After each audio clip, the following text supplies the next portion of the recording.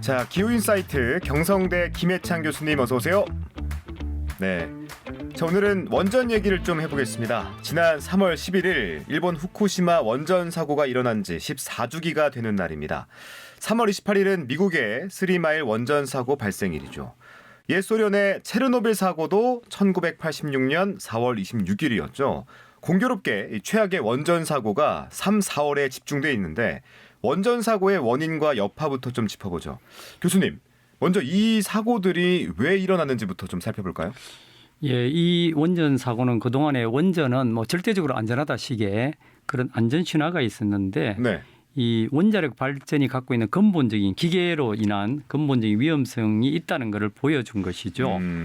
즉 이러한 위험은 예측 불가능한 위험이다 이런 것이라기보다는 네. 오히려 예측이 가능했지만은 이거를 무시해온 그런 위험이다. 예. 예를 들어서 1979년에 스리마일 원전 사고 TMI라 그러죠. 이거는 기술적인 결함과 인적 오류가 같이 결합된 사례인데요. 네. 이 이제 제어실에 이 경고등 같은 것이 한 300개 정도가 한꺼번에 켜졌는데 이 사람들이 그냥 그걸 꺼버린 거예요.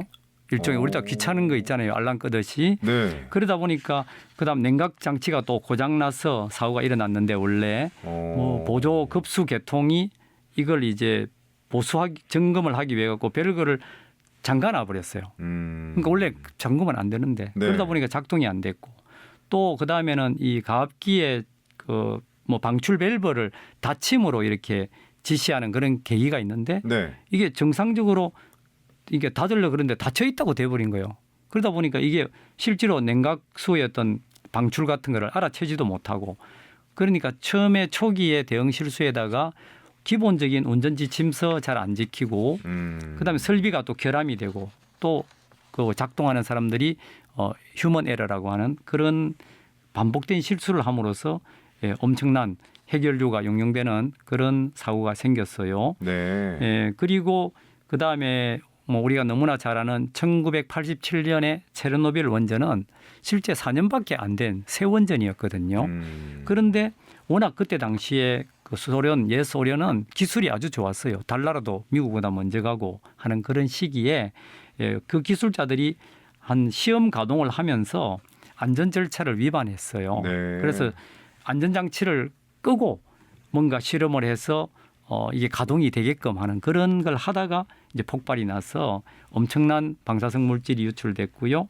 그런데 이 당시의 옛 소련의 특성이 이 은폐하고 그런 걸 제대로 안 알려줬지요. 책임 회피하고.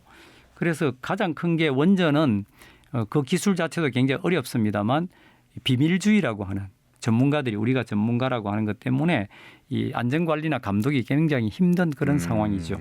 그렇군요. 예측 불가능한 위험이 아니라 예측 가능했지만 무시된 위험이라는 점이 이번에 포인트인 것 같습니다. 또 이 후쿠시마 사고는 자연재해와 또 결합이 돼 있죠. 네, 그렇습니다. 대표적인 게 이 사실은 인재라고도 할 수 있는 것이 후쿠시마는 이제 동일본 대지진이 일어나서 이제 지진으로 인한 쓰나미가 일어나서 네. 도쿄 전력의 그 후쿠시마 원전이 그냥 물 속에 잠겨버린 거잖아요. 그런데 이게 몰랐느냐 하면 4년 전에 도쿄 전력이 자체적인 내부 보고서에 당시에 그 원전 높이가 한 6m 정도밖에 안 됐거든요. 담을 쌌는데 네. 그런데 9m, 13m, 15m 정도의 이 쓰나미가 오면 물에 잠길 위험이 굉장히 있다고 보고서가 나왔어요. 이미 나왔었군요. 나왔어요. 예, 그랬는데도 그럴 리가 없다. 그때는 전기가 일본이 최고이기 때문에 이 보조 배터리라든가 비상 발전기 같은 게 다 돌아간다. 문제 없다 이렇게 넘어간 것이죠. 네. 그러나 실제에서는 완전히 그런 전기가 무용지물이 된 것이고요. 그다음에 이제 이렇게 실질적으로 그 전에까지는 원전은 안전하다 이렇게 했어요. 그런데 그 뒤에 가장 큰 사고가 3번이나 났고 그다음에는 이 원전의 안전 문제와 관련해 가지고는 베크의 법칙이라고 하는 게 있거든요. 베크의 법칙. 네, 1965년도에 미국의 베크라고 하는 박사가 네. 한 20년 동안 미국에 있는 원전 자체 한 200개 정도의 그 크고 작은 고장을 분석해 보니까 네. 원전은 상상 가능한 사고는 일어날 수 있다. 그리고 사고 났을 때는 안전장치가 작동하지 않을 수 있다. 그리고 사고는 예상하지 못한 결과를 낳은 경우가 많다. 이렇게 이야기를 1960년대에 했는데 네. 원전 추진하는 학자들은 이런 말을 안 믿고 그러한 사고가 일어날 리가 없다. 또 안전장치가 반드시 작동하게 돼 있다. 그리고 있을 수 있는 건 우리가 다 고려하고 있기 때문에 문제가 없다.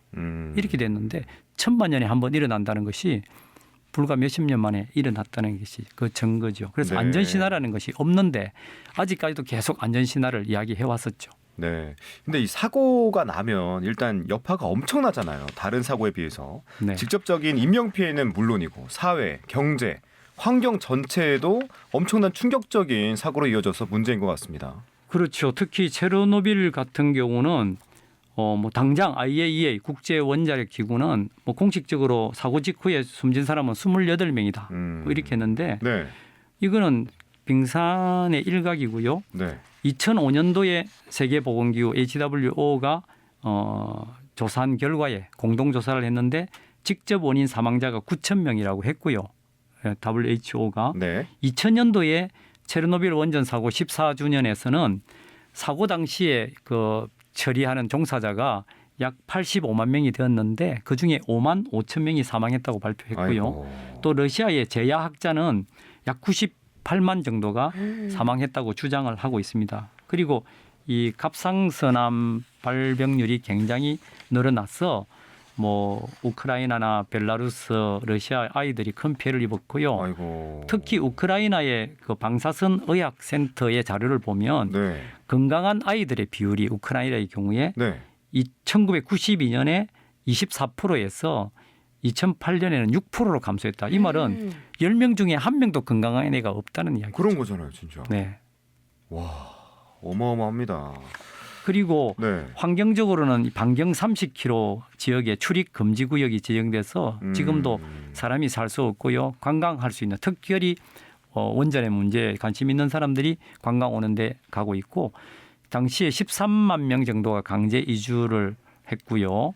그 인근에 프리피아트 같은 도시가 완전히 유령 도시가 되고 네. 예, 엄청난 어떤 트라우마로 남아 있죠. 음. 그리고 후쿠시마 사고는 직접 이제 늘 뭐 친원전 학자들은 방사능으로 인해 죽은 사람은 없지 않느냐 이렇게 이야기하지만 네.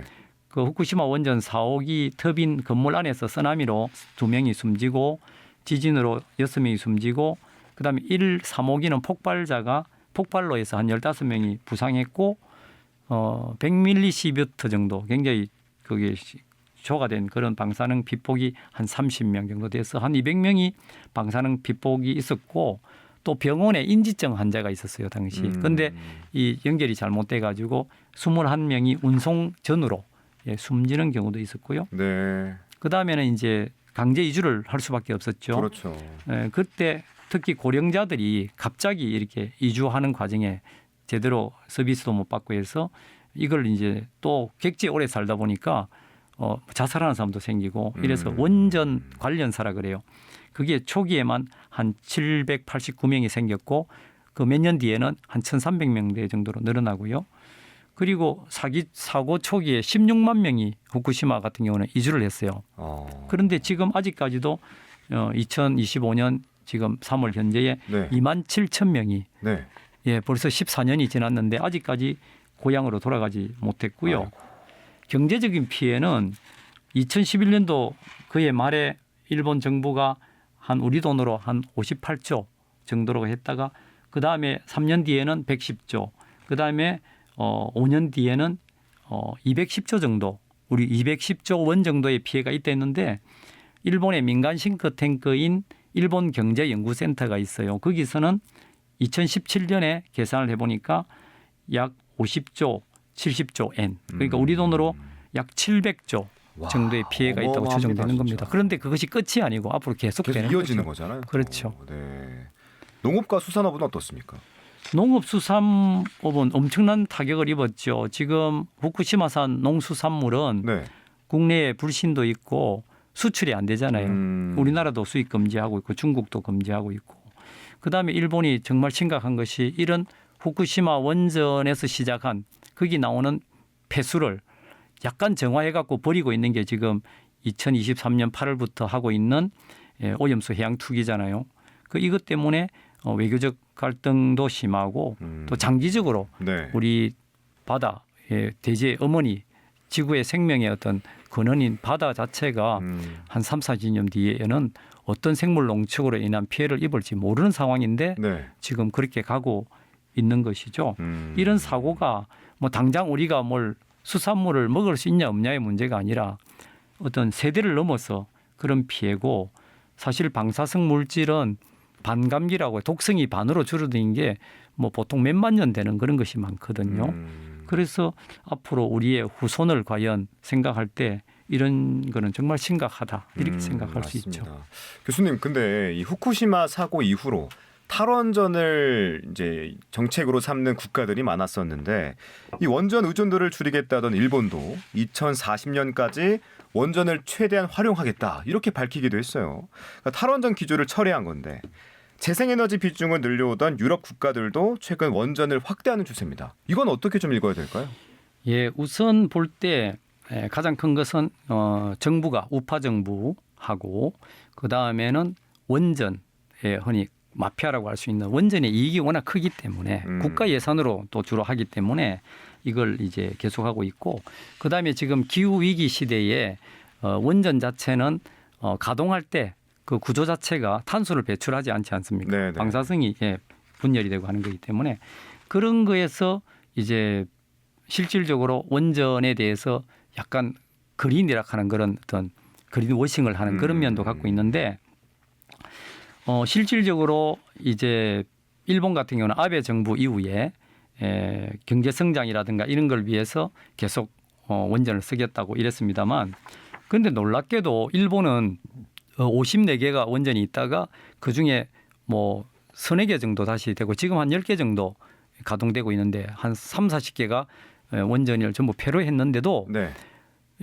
정전이라든가 이런 게 없었는 거죠. 전력 공급에 전혀 문제가 없었습니다. 그러니까 줄여도 문제가 없다는 거죠. 네, 그리고 오히려 일본은 재생 가능 에너지로 상당 부분 올라와 있거든요. 네. 한 20% 이상 정도 되거든요.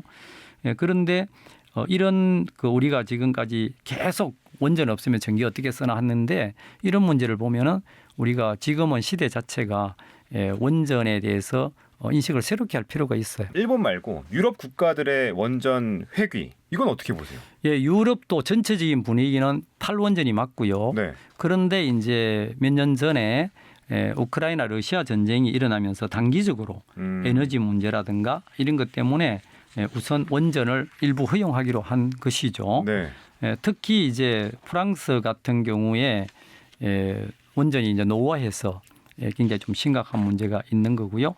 그런 과정에 이런 어떤 원전이 계속되고 있는 거는 흔히 말하는 원전 산업에서의 그런 어떤 로비 같은 게 계속 있고 워낙 이게 대규모 자금원이 들어가고 또 중앙 집권적인 시스템이다 보니까 이걸 이제 대기업이나 금융권이 거기에 대한 이해관계가 좀 맞아 들어가고 태양광이나 풍력 같은 경우는 상대적으로 분산형, 분권형 이 에너지 시스템이기 때문에 거기서 엄청난 이익을 뭐 재벌이라든가 이런 데서 할 수 있는 성질이 아니고 오히려 시민들이 골고루 이익을 볼 수 있는 그런 구조다 보니까 재벌의 이익하고는 좀 맞지 않는 것이죠.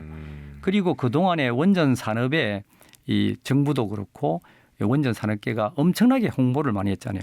원전은 클린 에너지다. 뭐 기후변화 해결책이다.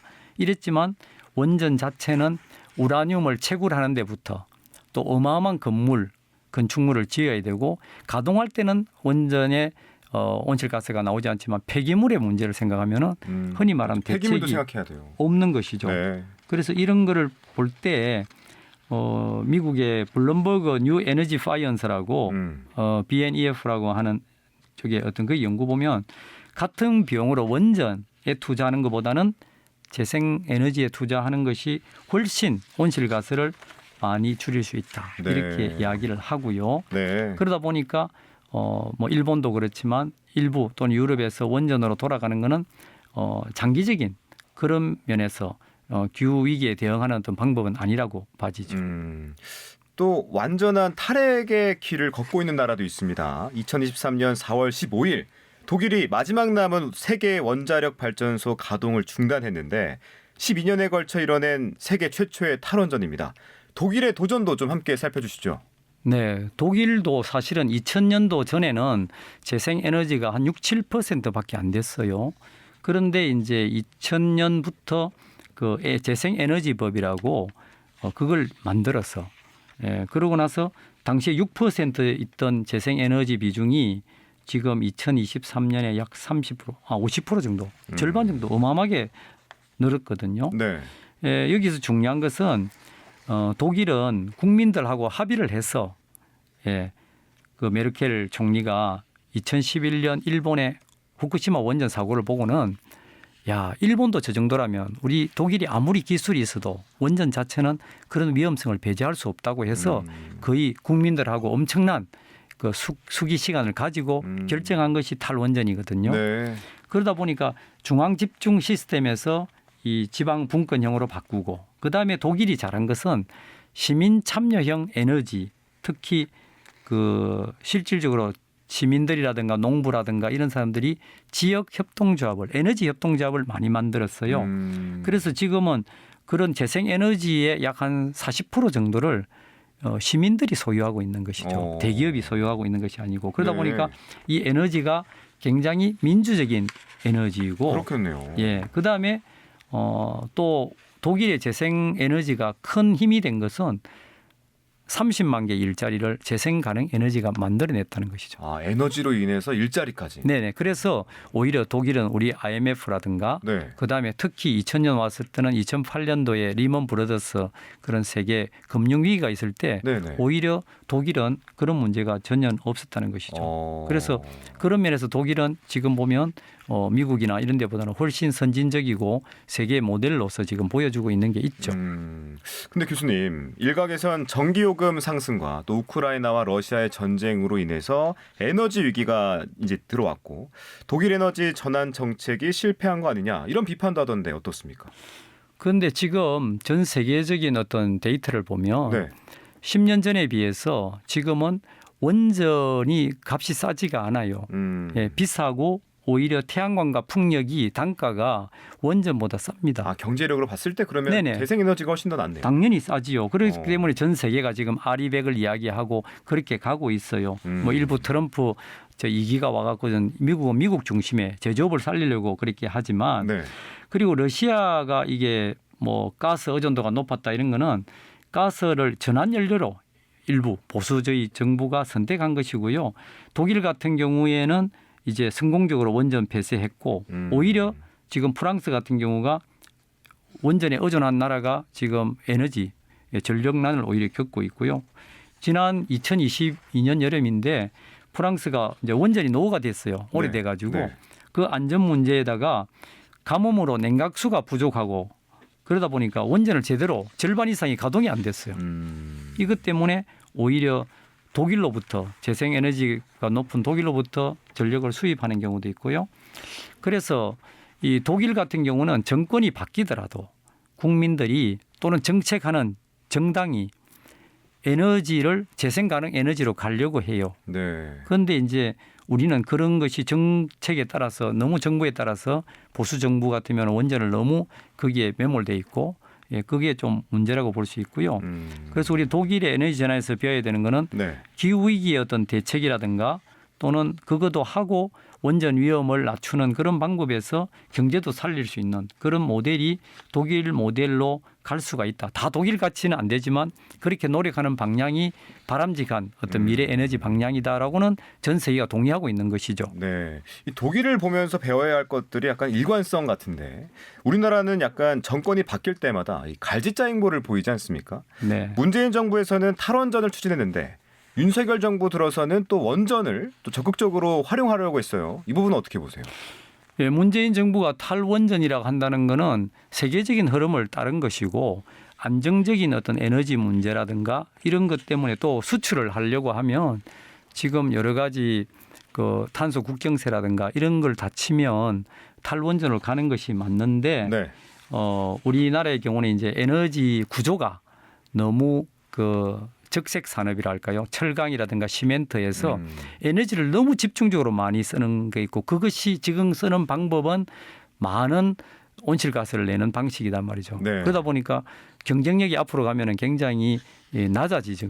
그런데 그 뒤에 특히 문재인 정부는 2016년, 17년 경주 지진, 포항 지진이 있었지 않습니까? 네네. 그래서 또 그다음에 2011년에 후쿠시마 이 원전 사고 같은 게 바로 가까이 있었기 때문에 국민들이 거의 동의를 했고 그래서 고리 1호기부터 다 폐쇄하는데 당시 부산은 여야가 없이 다 전부 거기에 대해 동의해서 박근혜 정부 때 중지를 하기로 했지 않습니까?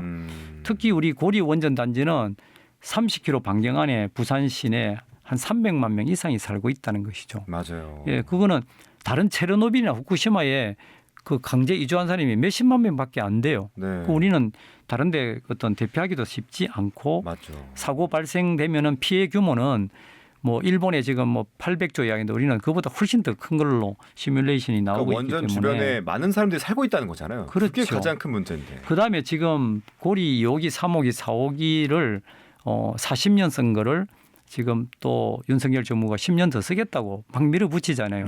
안전성을 차치하고. 그런데 이 2023년도에 2년 전에 세계 가동하는 원전이 한 407개 되는 평균이 31년 정도 되거든요. 그리고 212기 정도가 이 폐로하는 과정에 있는 원전이요. 폐로했거나 그중에 폐로하는 원전의 평균 연수가 28, 9년이에요. 그러니까 30년 정도 되면 30년에서 40년 사이에 대부분 폐로를 하는데 우리는 고리 같은 경우에 40년을 썼는데 또 10년을 더 쓰겠다 하니까 앞에 체르노빌이라든가 후쿠시마 같은 경우에도 다 원전 자체가 그런 노원전은 특히 후쿠시마가 40년 넘었거든요. 네. 그런 위험성이 있기 때문에 이 탈원전 정책이라는 갑자기 문재인 정부가 했다는 그런 문제가 아니라 오히려 윤석열 정부가 그거를 뒤집고 무조건 원전으로 가는 그런 사고가 오히려 보면 정책적으로 전 세계 흐름하고 맞지 않고 그다음에 이제 전력 공급 불안이라는 거는 지금 재생 가능 에너지를 많이 생산을 하는데 이 전력원 자체에 시스템을 좀 바꿔야 돼요. 전력 계획을 해갖고 해야 되는데 그런 거에 대한 고민을 별로 안 했고요. 지금 문제는 윤석열 정부가 이 국민 전체의 안전이라 이거보다는 원전 업계라든가 산업계의 경제적 논리에만 너무 쉽게 말하면 원전으로 인한 그게 쉽게 나오는 전력에 거기에 너무 비중을 두는 게 문제이지 만일에 사고가 난다 했을 때 굉장히 우리나라 원전이 90%가 지금 동해안에 집중돼 있고 네, 우리나라도 맞아요. 뭐 지진에서 그렇게 안전하다고 볼 수 없는 이런 취약한 구조라든가 특히 남북한 구조 같은 경우에 전시 체제가 된다고 하면 원전 자체는 굉장히 위험할 수 있는 소지가 있거든요. 네. 그래서 좀 더 안전하게 가고 보다 전 세계적인 흐름을 따라가야 되는 거기에서 우리는 많이 좀 시대에 뒤졌다 이렇게 볼 수 있겠죠. 또 교수님, 이 에너지 정책의 혼선이 사회 경제적 비용을 막대하게 초래할 것 같은데 어떻게 보십니까? 예, 맞지요. 이 예산 낭비라든가 자원이 비효율성이 있고 네. 예를 들어서 신한울 3, 4, 5기 같은 경우는 계획이 이제 안 하기로 했는데 다시 또 한다고 하고 또 이런 과정으로 하다 보면은 그런 어떤 면에서 전체적인 갈등이라든가 비용 어떤 낭비가 있고요. 그다음에 더 문제는 제가 생각해도 무조건 탈원전이 하자는 게 아니라 기본적인 걸 적어도 한 40년을 쓰게 하면 그다음부터는 폐로하는 그런 원칙을 지켜줘야 또 되고 네. 또 원전도 나름대로의 어떤 산업 생태계를 어떻게 꾸려갈 건가가 나오는데 갑자기 이런 것이 제대로 좀 커뮤니케이션도 안 되고 하는 문제가 어려움이 있다고 생각하고 특히 윤석열 정부 같은 경우는 윤 대통령이 인수위 당시에 거기에 두산 에너지 가서 한 이야기가 뭐 지금은 전신데 뭐 원전 안전 같은 것보다는 어떤가 집중력을 효과할 수 있게끔 원전을 계속 가동해야 된다 이런 식의 이야기하니까 네. 대통령이 국민 안전을 이야기 안 하고 무조건 원전 가동이 중요하다고 하는 그걸 안전을 지킨다는 것 자체를 관료주의적인 발상이라고 이야기했단 말이에요. 이런 거는 굉장히 어떤 심각한 그런 어떤 신호를 줄 수가 있고 그리고 그다음에 에너지 정책 변화 자체가 국가의 어떤 정책이나 또는 신뢰도 예측 가능성에 왔다 갔다 하면은 이 다른 나라에 볼 때 부정적인 이미지를 주겠죠. 그러면 그럴 수 있겠네요. 외국 투자자들이 적어도 지금 재생 가능 에너지로 갈 것인지 원전에 갈 것인지 또는 적절한 비율로 가야 되는데 이게 손 뒤집듯이 이렇게 해버리면 투자 자체가 잘 안 되는 거겠죠. 네. 그래서 정말 우리가 필요한 거는 이제는 이 뭐 길거리에서 막 이렇게 으쌰으쌰하는 그런 어떤 논리가 아니라 좀 더 체계적인 근거를 가지고 뭐 원전이라든가 또는 탈원전, 재생에너지에 대해서 많은 어떤 방송 이런 데서도 토의라든지 수기 과정을 좀 거쳐서 국민들이 이해하고 우리가 우리 에너지를 미래를 보고 결정하는 그런 어떤 자세가 좀 필요하지 않나 이래 생각합니다. 네, 맞습니다. 교수님 하나만 더 여쭤볼게요. 앞서도 잠깐 언급해 주셨는데 우리나라도 그렇고 여러 나라들이 기후위기 대응책으로 원전을 꼽고 있거든요. 탄소 배출 없는 청정 에너지다. 이게 골자인데 이게 허상이라는 건 뭐 앞서서 충분히 설명해 주셨지만 당분간은 원전의 효용 가치가 있지 않나 이렇게 보는 분들도 있거든요. 어떻게 보십니까? 네, 당장 보기에는 그렇게 보입니다. 그런데 전 세계적으로 원전은 기후 위기의 해결책이라고 하는 데가 없습니다. 만일에 그렇게 되면 전부 전 세계가 원전을 하면 될 것 같지 않습니까? 그렇죠. 그런데 전 세계 400개 정도 원전이 지금 있는데 전력 생산량의 10%밖에 안 되거든요. 그러면 이걸 만일에 원전은 하나 지으려면 최소한 10년에서 10몇 년이 걸려요. 그걸 또 주민 갈등도 많은데 이걸 가지고 얼마를 도대체 지어야 이 온실가스 감축에 도움이 될 수 있을까 생각하는 것도 있고요. 네. 아까 제가 말씀드렸듯이 우라늄 채굴이라든가 그다음에 그 자체 대규모 공사, 그다음에 사용 후 해결료 폐기까지 생각하면 결코 대안이 될 수가 없고요. 그다음에 원전 자체도 지금 있잖아요. 기후 변화에 오히려 영향을 미치는데 굉장히 취약해요. 원자로 냉각하는 데는 물이 필요할 거 아닙니까? 냉각수가. 그런데 이제 가뭄이라든가 또는 수온이 상승해 버리면 냉각수로서의 가치가 떨어져요. 그래서 지난 2020년 여름에 프랑스는 너무 폭염이 와가지고 원전 가동이 중단됐거든요. 근데 앞으로는 점점 그런 극한 기후가 해수면 상승이라든가 이런 걸 오기 때문에 기후 위기 시대에 원전은 오히려 리스크가 더 큰 것이고요. 크다. 그다음에 중앙 집중적인 그 자체는 한기가 갑자기 잘 돌아가지 않으면 시스템 자체에 충격을 줘요. 그러나 지역 단위의 태양광이라든가 풍력 같은 것은 오히려 충분히 분리가 돼 있고 독립적이기 때문에 그런 설령 문제가 생겨도 대체를 할 수 있는 게 있고요. 또 맞지 않는다 그러면 해체해서 다시 해도 되고요. 네. 뭐 매년 안에 다 시설을 복구도 할 수 있고 설치도 할 수 있기 때문에 굉장히 유리한 그 가용성이 높은 것이고요. 가장 큰 것은 원전에 우리가 잊어서는 안 되는 것이 원전의 방사성 폐기물 문제입니다. 이거는 맞아요. 수만 년 동안 안전하게 격리해야 되고 저기 뭐 유럽 같은 경우에 뭐 온칼로 같은 그런 경우는 실제로 지하 한 4,500m를 파고 완전 동굴인데 만드는 데만 40년, 50년 걸렸고 앞으로 한 1, 2만 년 정도까지 그걸 보관해가는 시스템이라고 그러거든요. 그런데 우리는 과연 원전을 하면서 그런 데 대해서 생각을 하고 하는 것인지 지금 심각한 것이 고리 같은 경우에 지금 고준위 그 방패법이라고 하는데 오히려 정말 정상적으로 장기적으로 폐기물 방패장을 만들어야 되는데 그렇게 안 하고 원전은 돌리고 싶으니까 임시로 중간 시설을 만들자는 것이 지금 법으로 거의 통과되는 그런 과정인데 그렇게 돼버리면 한 4, 50년 더 임시로 하겠다면서 고리에 지금 안에 있는 핵연료를 밖으로 내놓는 그런 위험한 일을 할 수 있거든요. 네. 50년 뒤에 책임질 수 있는 행정이 있습니까? 그러면 결국은 우리 부산 고리가 핵 폐기장이 돼버리는 거죠. 그렇죠. 그런 걸 지금 주민들도 반대하고 있고 시민단체 특히 탈핵단체에서는 그렇게 이야기를 많이 하기 때문에 네. 단순하게 어떤 우리가 경제성만 볼 것이 아니라 좀 이거 인류 문명적인 차원에서 미래 세대에게 떠넘기는 그런 일을 하면 안 된다고 봐집니다. 네. 그리고 전체적으로 전 세계가 지금은 100% 재생 가능하다고 이야기를 하고 있거든요. 그래요. 네, 그리고 단가도 싸졌고 네. 그렇기 때문에 의지가 어떤 새로운 정부나 이런 경우는 이런 걸 가지고 밀고 나가는 노력이 정말 필요하고 또 우리 국민들이 원전 말고 대한에너지로서 쓰고 있는 다양한 형태에 대한 그런 정보를 많이 접하면 충분히 나을 것 같은데 우리는 마치 방공의식 같이 원전 아니면 전력이 생산되지 않는 느낌으로 계속 홍보를 주입을 많이 받고 이러다 보니까 네. 예,